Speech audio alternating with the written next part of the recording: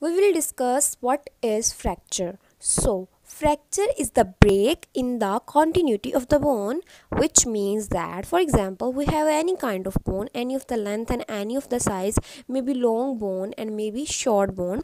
When the breakage of the bone occurs due to any of the factor, which may be any kind of pressure, any kind of injury, and maybe any kind of accident, when that factor affects the bone in this way that it breaks into two pieces, which means that its continuity break, as you can see. So this is called fracture of a bone.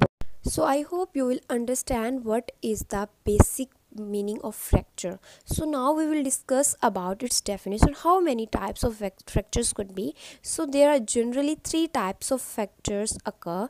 So number one is transverse, oblique, and the spiral.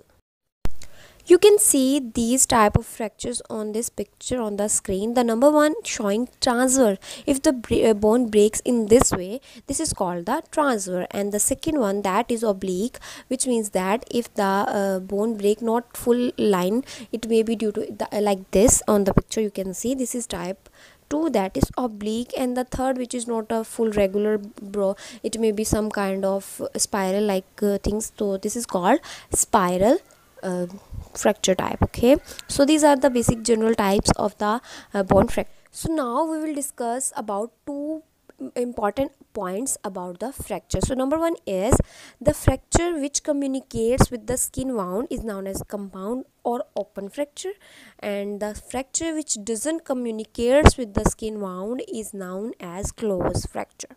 These two are the important points of the fracture, which means that if the fracture occurs in this way that our skin also gets wound, our skin also damaged, then it is called compound or open.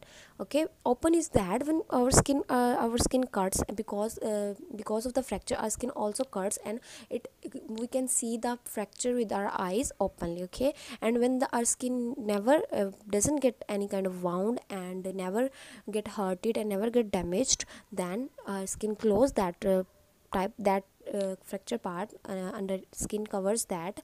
So in this way we cannot see, and it is like a closed fracture. Okay, I hope you will understand these two important points about fracture. So now the important thing that we will discuss now, and this is all about the healing process of fracture, which is the main and the important points of the fracture. Okay, how fracture get heals. Okay, so now let's get started. There are majorly three steps which occurs in during the healing process. The number one is repair by granulation tissues, the number two is union by callus, and the number three is consolidation by mature bone. And now we will discover what are the three these blah blah points. Now let's get started. The number one is repair by granulation tissue. First of all, we will discuss what is granulation tissues and how it repairs the bone after fracture. So granulation tissues is a new connective and microscopic blood vessel type that forms on the surface of the wound during healing process. Granulation tissue typically grows from base of wound and is able to fill wounds of almost any size. It means that after wound, when a wound and after fracture there is a wound on, these type of tissues start growing and fill up the bone part, start filling the bone parts. The you can see on the number one step of this picture. So now the callus, after granulation callus starts forming.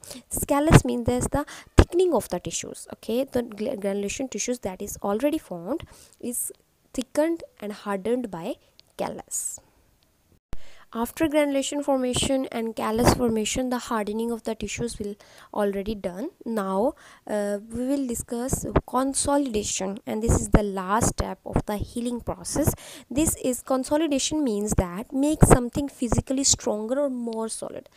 We know, as we have discussed that, so first of all granulation tissues formed, and then callus hardened that tissues, and after that the consolidation process make it more stronger, because we know that bones are more stronger.